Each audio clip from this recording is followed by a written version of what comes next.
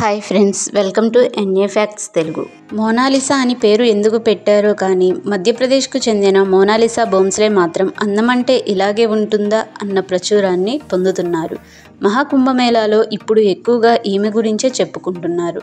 సహజమైన అందం అని విపరీతంగా పబ్లిసిటీ చేసేస్తున్నారు. ఈ మోనాలిసా భోంస్లే ఎవరంటే రుద్రాక్ష, ముత్యాల హారాలు అమ్ముకునే కుటుంబానికి చెందిన యువతి. కుంభమేళాలు హిందూ ధార్మిక వేడుకలు జరిగినా వీరు అక్కడికి వెళ్ళి దండలు, రుద్రాక్షలు అమ్ముతుంటారు. ఇలా మహాకుంభమేళాకు వెళ్ళి వ్యాపారం చేసుకుంటున్నారు. ఎక్కడైనా దుకాణం పెడితే తండ్రికి సాయం చేసేందుకు మోనాలిసా వెళ్తుంది. అలా మోనాలిసా కూడా అక్కడికి వెళ్ళింది. అక్కడ మోనాలిసా దుకాణం దగ్గర ఉన్న సమయంలో ఎవరో ఆమె వీడియో తీసి సోషల్ మీడియాలో పెట్టారు.